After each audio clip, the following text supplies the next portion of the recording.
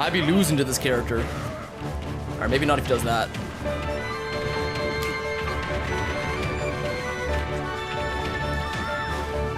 Interesting. Very interesting.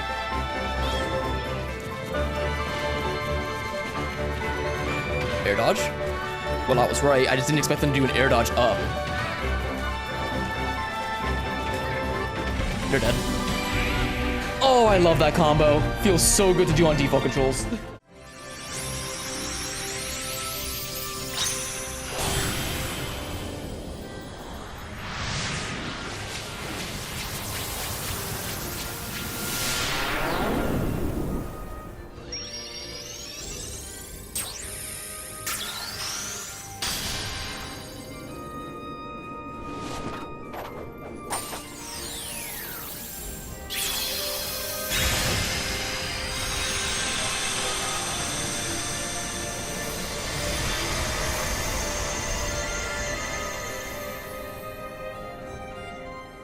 How's it going, everyone? It's your boy Nate, aka sora893, and welcome to another episode of Smash Talk, where everyone's dream turned into reality. My next guest happens to be one of the best Kirby players in NDVA. He made top 8 at the Hill during the 23-24 season and has won multiple offline tournaments such as UMD Smash Fest and Xanadu. Not only that, he's been participating in offline tournaments, but he was the head TO and former president of the UMD Smash Club. Years later, he started his first YouTube stream on April 3rd, 2025, and took first place in an online tournament while streaming his bracket run. Despite of getting eliminated from the tournament, he practiced doing solo commentary, and throughout the season, he kept on going as one of the best commentators in MDVA. Please welcome to the booth, Smash player, content creator, commentator, and everything else in between,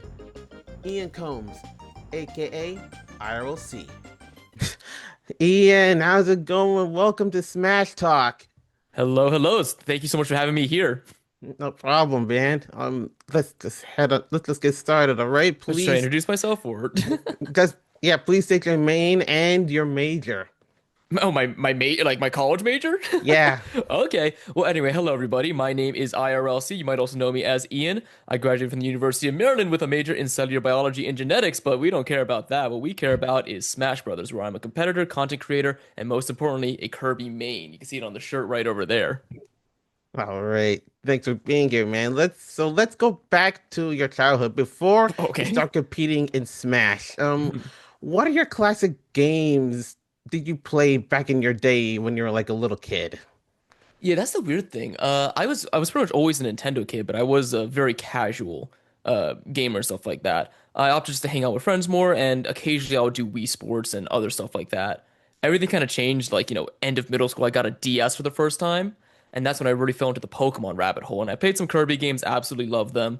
Uh, fell in love with that stuff. But for the most part, I was just a DS kid, especially going into high school. And then once the Switch came out, I got that, and that's when I really started gaming a lot more. Hmm. You mentioned the Nintendo DS. Oh I yeah, man! was, I had a DS, I had a DSi, and then I had a 2DS. oh And I my, played every single Pokemon game that came out on that. I loved my 2DS. I actually still have it just in a little drawer over there. But dude, yeah, that like my favorite games of all time from that era were like Kirby's Mass Attack, Pokemon Omega Ruby, Alpha Sapphire, just all things like that. yeah, I remember back in the day. I have like a DS as well.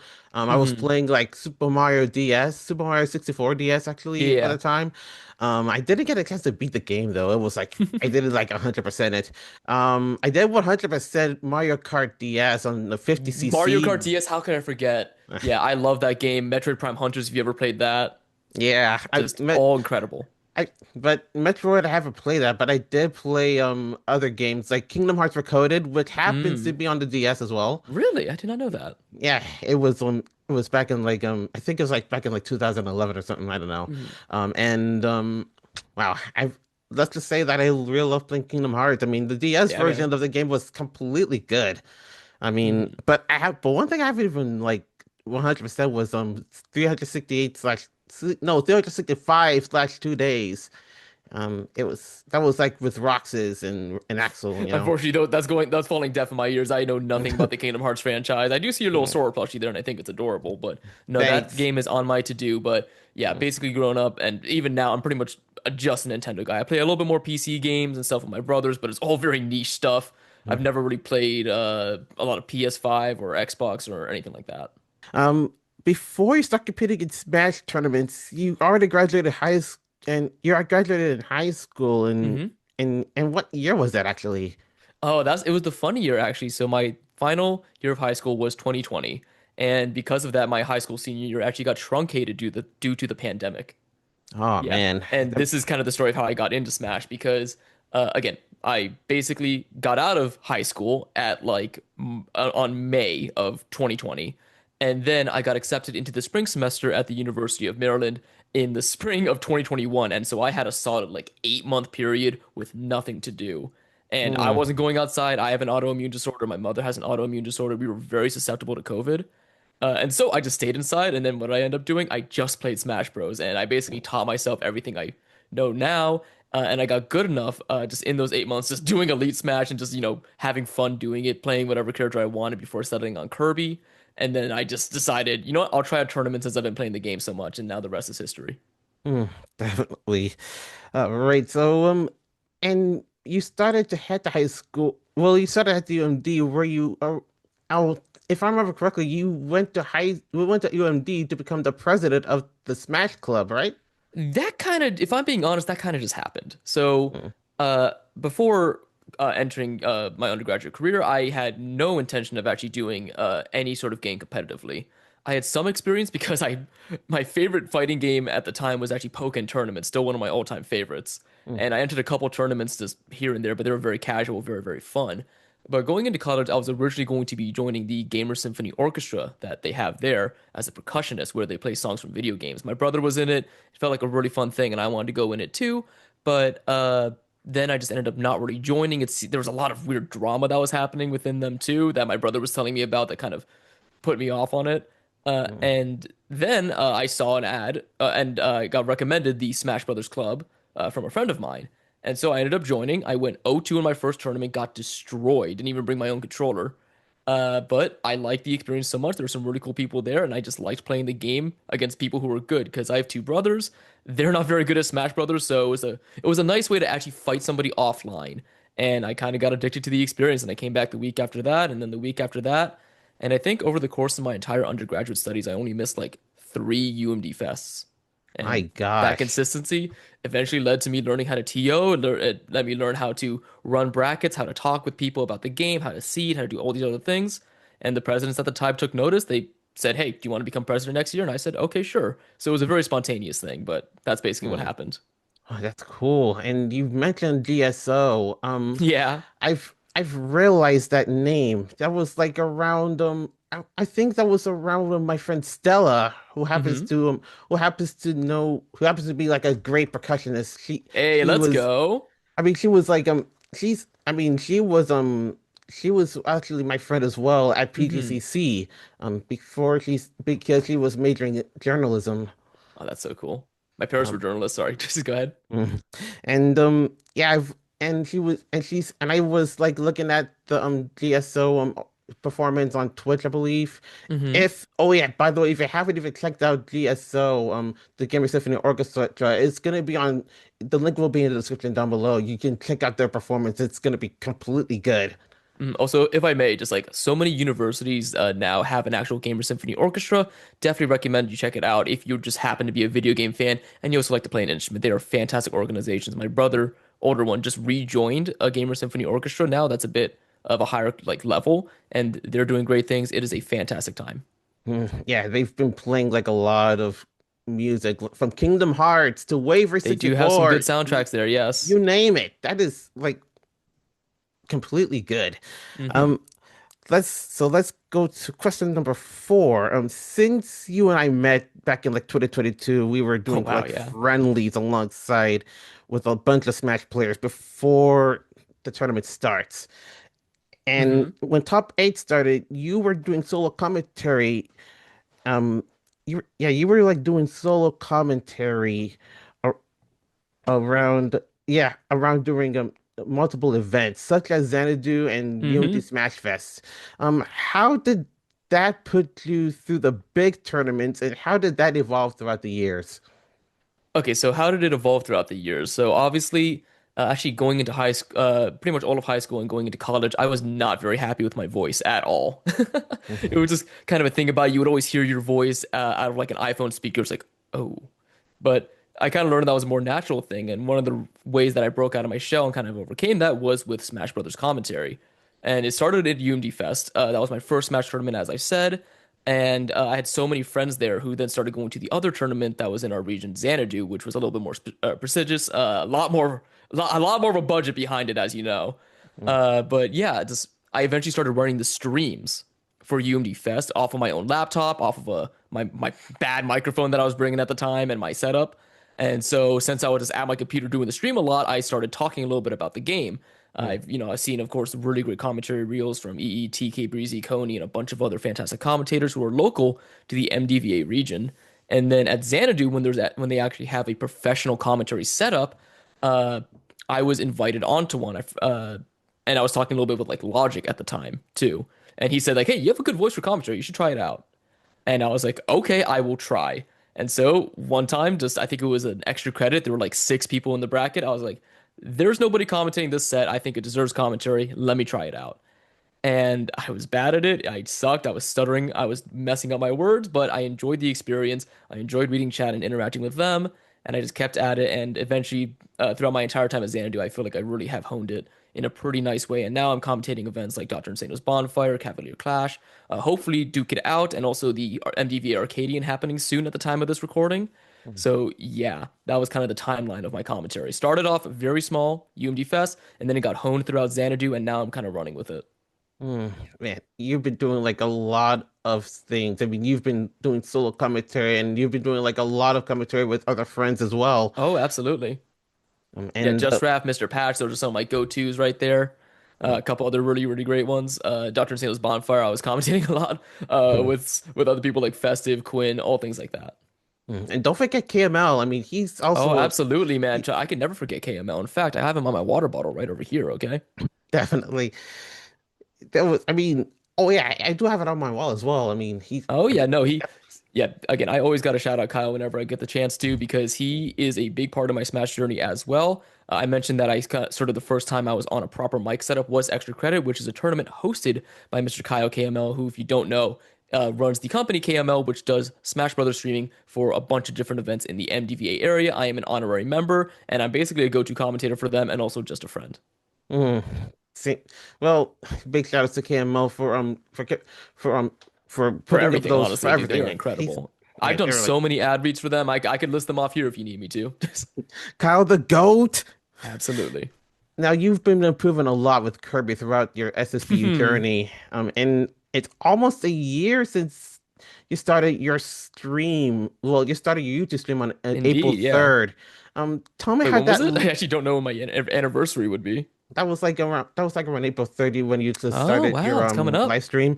Um, tell me how did that lead you to become a content creator and both and now you're going to be streaming both platforms with YouTube and Twitch. Hmm. Yeah, so basically it was just a transition from commentary to streaming. Biggest person who kind of impact caused this change was of course my good friend Nikon, who is currently eighth best puff mate in the world. Got a lot of that, which is absolutely incredible. But yeah, no, he's been streaming for a while, and he's my closest friend in the Smash Brothers scene. And I was just really inspired by him doing a bunch of streaming. I wanted to like get on stream with him and just play games because we had that synergy. And so he's like, okay, yeah, no, like just make a channel and just see what happens. And so he helped me through like setting up my YouTube, learning how to stream, setting up OBS. And I just, I streamed without a face cam with a really bad mic off of my poorly optimized setup just on April 3rd, just like you said last year. And it was fun. I was able to advertise it. I had a lot of people just coming into my chat that I both knew and did not know. And I enjoyed the experience so much. And I've already gotten used to talking to a camera through commentary and talking through a chat also because of commentary. A lot of transferable skills there. And I've just been keeping at it. I've started releasing shorts. Those have been doing well. I joined Instagram. Now I have 1,000 followers in like under 2 weeks, which is crazy. And the channel is continuing to grow. I'm having a great time doing it. I just commissioned an artist to help me make some art for it as well. And I really just want Mm. to push it. I did not think anybody would want to watch me, but like the instant I think I cracked 50 subscribers, I was like, how the heck did that happen? Like the fact that there are 50 people who think that like because again I'm amicable. I could talk with people, but if you ask me to name like 50 people who I think will drop like spend their time to watch what I'm doing, I couldn't tell you like who those are. But Mm. seeing that number there was really insane, and every time it continues to grow, it is crazy to me. I'm almost at what like 750 now, about to crest 1,000, about to have a lot more exciting things in the future. So just super super cool stuff. Wow, man, you've been doing a lot throughout your journey, and there was like, you're, I mean, you've been like skyrocketing a lot. I mean, We'll from see. 50 all the way up to like 7, 12, or 14 Something like subscribers. that. Yeah. And again, I of course I'm not trying to make like a career out of this. In fact, the main reason why I started doing content creation, if you don't mind this getting a little bit personal, is again, I graduated college in 2024 spring semester. I took a semester for myself, and then in 2025 I applied to the NIH actually, and I got in through a very prestigious program. And then unfortunately, that program got axed by an executive order. Oh my And gosh. yeah, so that sucked. It got reinstated. I joined again. It got axed, and so basically the entirety of 2025 was me fighting to sort of get into the NIH. And because I now had a lot of time due to that Mm. prospect being kind of removed from my list of opportunities, Mm. I decided to get into content creation as just a little bit of a hobby and as a thing to do. Mm. And it is taking a lot of time and it does consume a lot of my life, but at the end of the day, I'm still having so much fun doing it. So yeah. Mm. Man, man, praying for you, man. Praying for you to Oh, get thank that you. Yep, get. hey, good things might be on the horizon for me in that avenue, but we'll see. Even if I do, like, get my dream job and stuff like that, I'm probably still gonna stream because I really am just enjoying it that much. Definitely. Right. So you have been hosting offline events like UMD Smash Fest, for example, Hmm. um, and you were chosen to volunteer as pool captain at a monthly event. Oh, he's one Also, of the Xanadu's, yeah. yeah, one of the Xanathars. Also, you've been also from super majors like the Hill, Supernova, and more. Can you tell the peeps some of the tips how they can benefit as a pool captain and how they can improve that in that position? Yeah, so again, TOing has been a very big part of my Smash journey because once I became president of UMD Smash and started hosting it, I had to start running those brackets. And Xanadu was a great place to hone that in. If you want tips of how to be like a good pool captain, especially at the very big venues, Cavalier Clash, Supernova, where there are so many people there, there's a lot of things to uh there's a lot of things you're gonna have to yell over to be heard. Be loud, okay? Like you're gonna be loud, or find a tall friend and just have them hold up your thing. Okay, I'm 5'4". Nobody could see me over the crowd. I was still able to yell, to project, and get people to come to me. Like, do not be afraid just to to destroy your voice for the sake of people knowing where the bracket is. And another thing too about TOing especially is that like set deadlines, if that makes sense. Like typically this will be done for you, especially at these bigger venues, but like if somebody isn't at your pool and you need the set to be played, all right, you should say, hey, in 5 minutes they will be DQ'd, no questions asked. Okay, that can maybe be undone if they show up at 6 minutes, and hey, it's actually not too bad just to reset that set. But for the most part, just setting like clear, okay, this is the time that they were supposed to be here. They're not here. They have a little bit of leeway, but the instant that's gone, that's it. That's going to really help. Don't be wishy washy. Commit to it. If you do have a question, definitely ask whoever is like in charge of your pool. Like you can set these deadlines, but like what I always did is I would always go to Sunfish, who was the head TO for Xanadu, and go like, hey, I have a couple people not here. Can I DQ them at 7:30 if the event started at like 7:25? And he's like, oh yeah, sure, man, perfect. Just Mm. get that cleared. Be confident. Be loud. Project your voice if you can, and just again, it is tough and it is really hard to when you're around friends and you want to talk to your friends, Mm. but just you have to balance being approachable while also being very objective. So yeah. Yeah, and there's like a lot of pool captains from Mulligan to everyone else that I can think of. They were Hmm. like there's like they've been like they're like yelling it out loud to for that so that every competitor can be able to get to their pools on time. Let's go to the next question. A year later, you were picked up by an esports team known as Crimson Blaze. Yes.